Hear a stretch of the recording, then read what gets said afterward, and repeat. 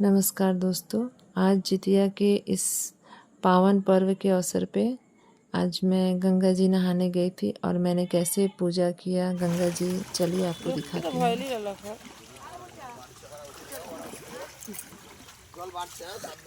पानी दे, अब एक ही में बा पानी दे।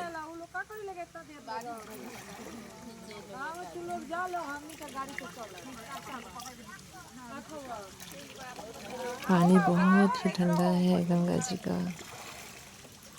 मैंने बहुत अच्छे से स्नान किए और स्नान करने के बाद मैंने सूर्य देव को जल अब तो दिया। बोले आपको नहीं बनाना है तो सूर्य देव को प्रणाम करने के बाद अब हम पूजा की तैयारी करते हैं। हम सभी लोग मिलके एक साथ पूजा करने बैठ गए और हमारे पास पूजा की सारी सामग्री रखी हुई है और पंडित जी मंत्र पढ़ रहे हैं और जीवित पुत्रिका की कथाएं सुना रहे हैं।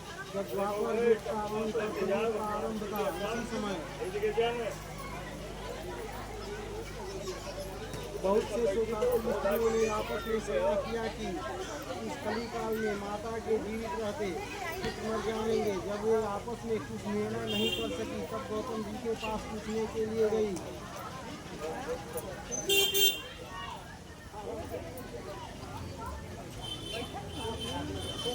जब उनके पास पहुंची तो उस समय गौतम जी आनंद के साथ बैठे थे। उनके सामने जाकर उन्होंने मस्तक झुकाकर प्रणाम किया। तदंतर स्त्रियों ने पूछा,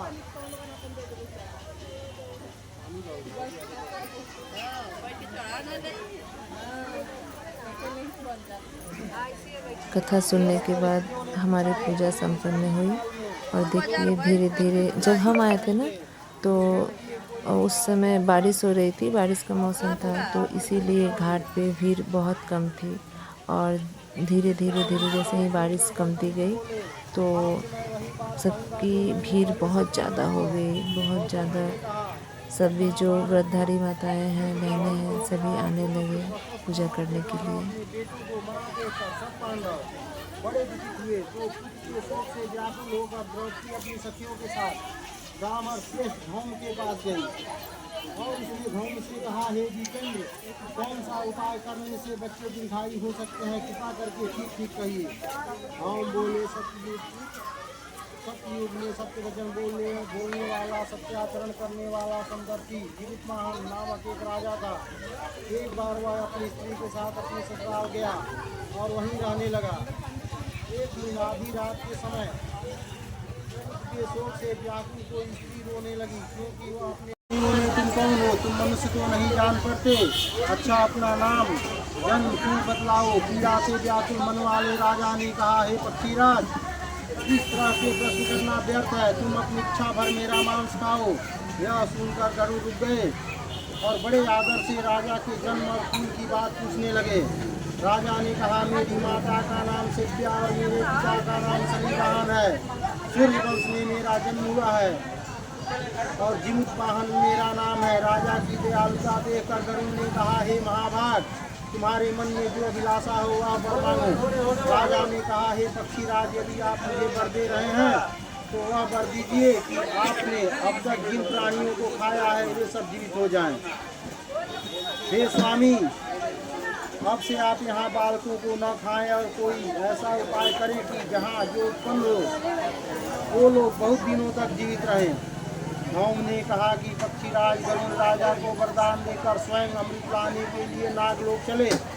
वहाँ से अमृत लाकर उन्होंने मरे हुए मनुष्यों की हड्डियों पर बरसाया। ऐसा करने से सब लोग जीवित हो गए जिनको कि पहले गरुड़ ने खाया था।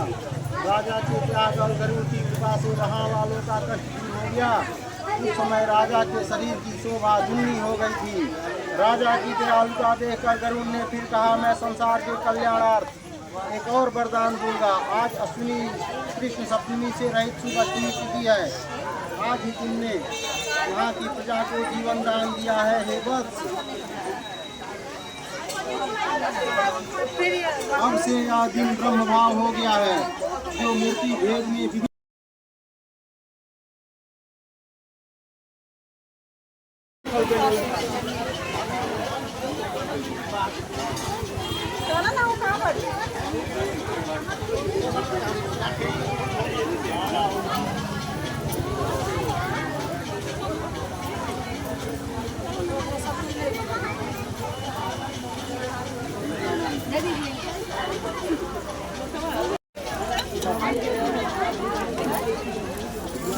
बंटी दी, बंटी दी।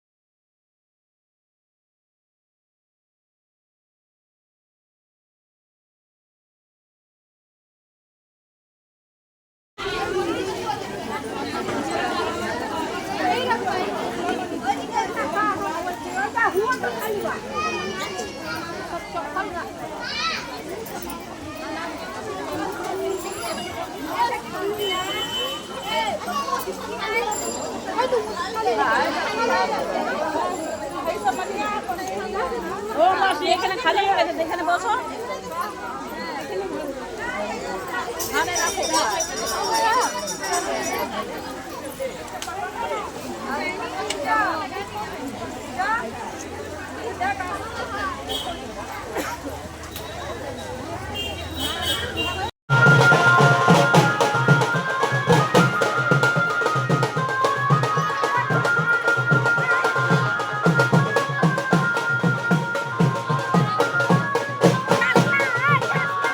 अब हमारी पूजा संपन्न हो गई है। अब हम अपने घर की ओर प्रस्थान करेंगे। चलिए अब घर चलते हैं। और घर जाते समय एक सेल्फी तो बनती है ना।